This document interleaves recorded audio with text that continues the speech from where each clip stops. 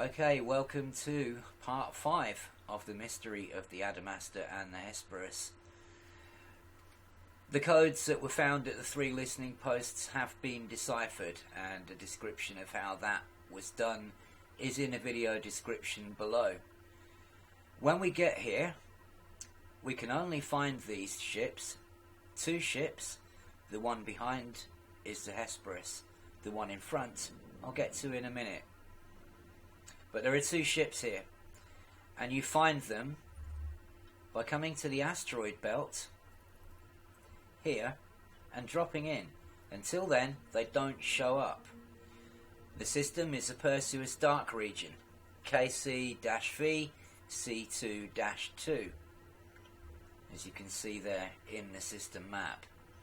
It's also a fair distance out from the main star because it's around the B star, so you're looking at about 30-odd thousand light seconds from the main star. So it's going to take you a few minutes to get here, and you drop in here on the asteroid belt. You can also see now that there's quite a few fleet carriers in the system as more players are turning up to investigate. So, hidden in the belt cluster is the Hesperus itself. Now when you drop in, the first thing you get is an automatic message from this ship, the one we're looking at here. Now this is a dredger, and we've never seen a dredger in the game before. And it sends you this message automatically as soon as you drop in. This is a message from the Scrivener's clan to all ships arriving in this area. We claim this megaship as legitimate salvage. Our scouts have already inspected its interior and taken any useful cargo that remained. Its data drives have been removed and are being incorporated into the knowledge core that our people have sustained for decades. The remains will be converted into raw materials for our use. The megaship no longer has any value to you or anyone else. Be warned, the Scrivener's clan does not communicate with outsiders. We will not initiate hostile action, but you are cautioned not to interfere with our procedures. There you go. For people who don't want to initiate hostile action, they sure as hell don't sound too friendly, do they? Let's take a look at their ship.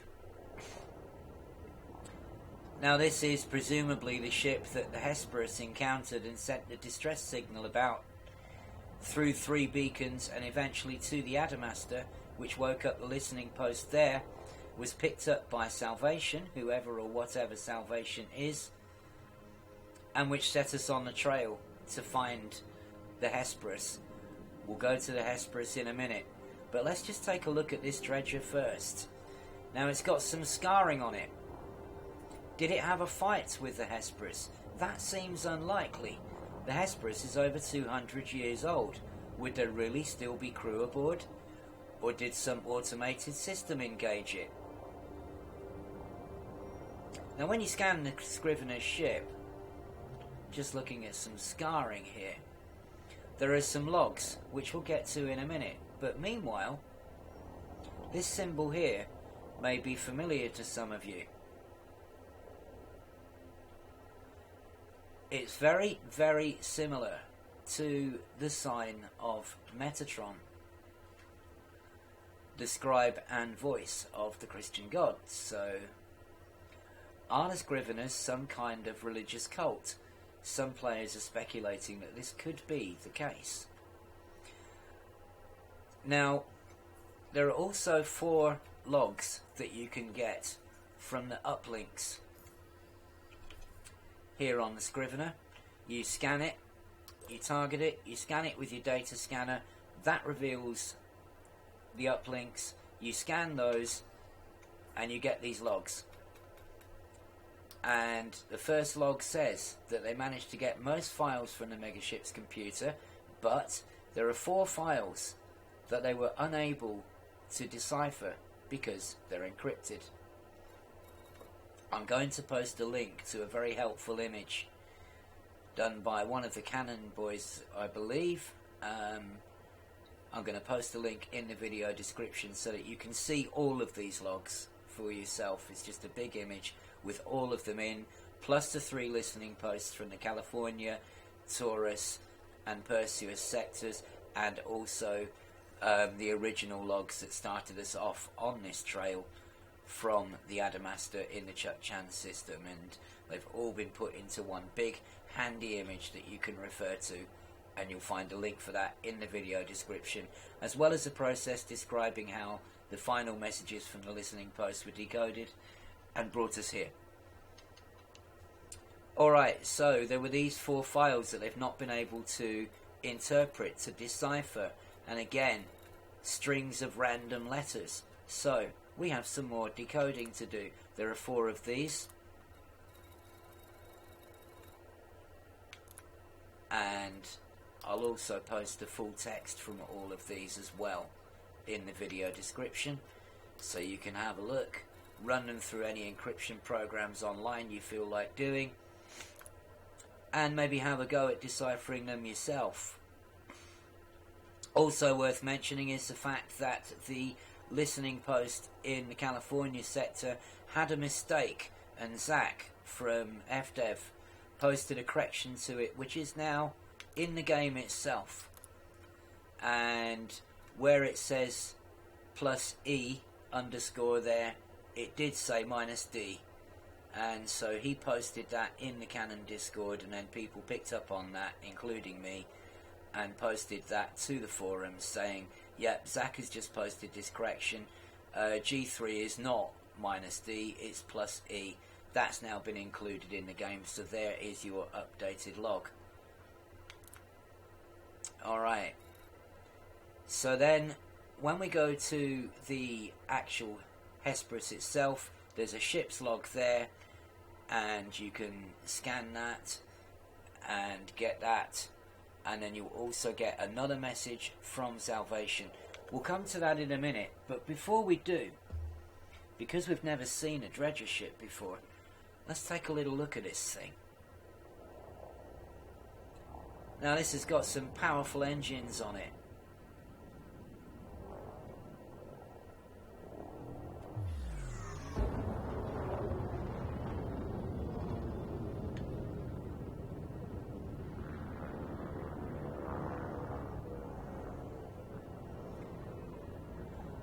Look at that. Plenty of big, powerful thrusters. But it's the other end of the ship that is actually the interesting part.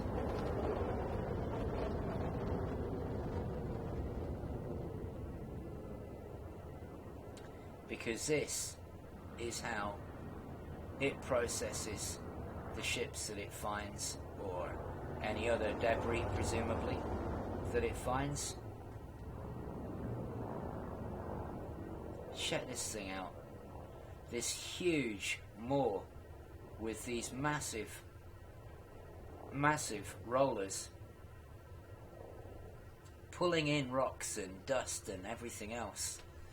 We'll go into camera view to take a look at this.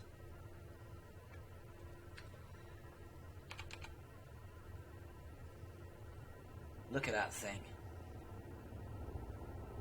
That is just pulling everything in around it to be crushed between those bladed rollers and crunched down into raw materials.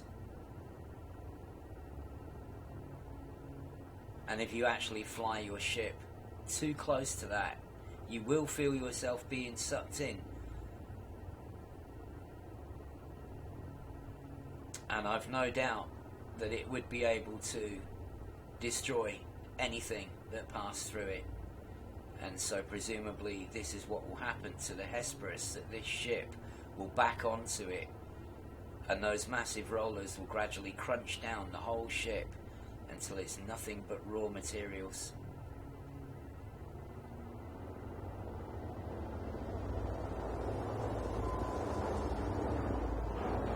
Look at that. Big teeth going up and down there, big roller blades.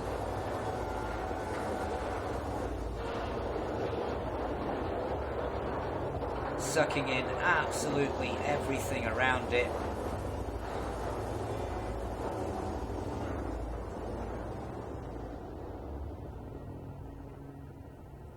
Very nasty.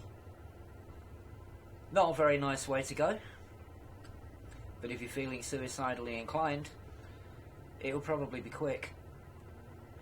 Okay, so let's go and have a look at the Hesperus itself now.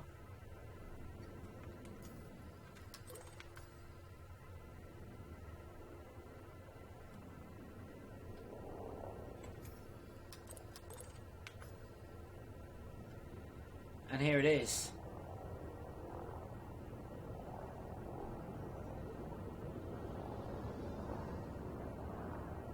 What the search has been all about.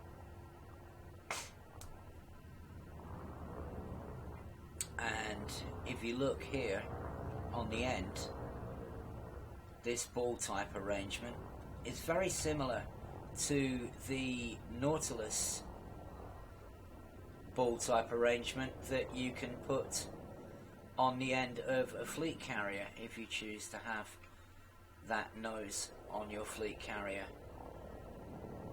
Heavy signs of damage and bits of the ship still on fire, lots of scarring all over it. Look at that, huge scarring, clearly been in a fight or some kind of conflict. With the Scrivener ship, we don't know. With another ship, possibly. Both ships have scarring like this, but the Hesperus has clearly come off worse.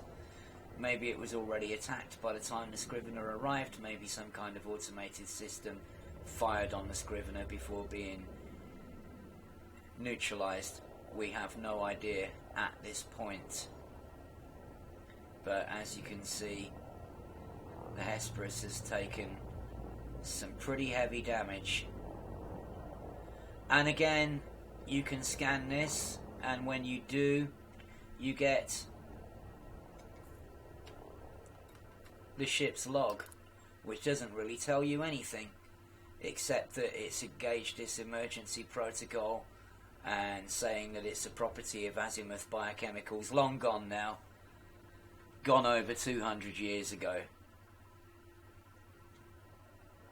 Bit late to have any criminal prosecution, but managing to send a distress message all the same. So there were clearly some automated systems on board. There is an uplink here that you can scan, and when you do, a message comes through. This is a message for Commander Phil P. This will obviously be individually tailored to you. Your name will be put in there instead of mine when you visit. I represent Taurus Mining Ventures. We've been contacted by Salvation to collect the data you have gathered and recompense you for your efforts. Please dock at Hind Mine in the T-Tauri system and visit the mission board to collect your choice of reward, 2 million credits or 10 units of void opals.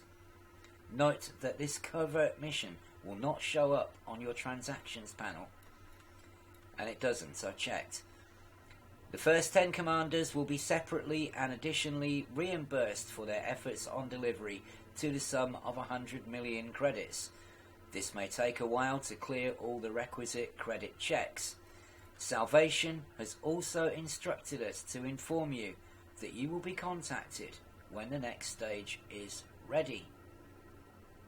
So this story is not over yet. There is more to come.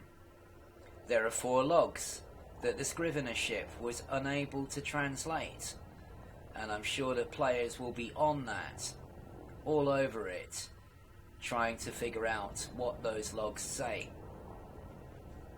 There's more information to come from the mysterious Salvation. Who is Salvation? A person? A group? We don't know that either. Will we have to wait till Thursday for the next part of this story? Or now that the Hesperus has been found, will we get another message from Salvation in the next few days? Again, all we can do is play the waiting game and see what happens. Meanwhile, we still have a mystery, only half solved, and some work still to do. Thanks for watching.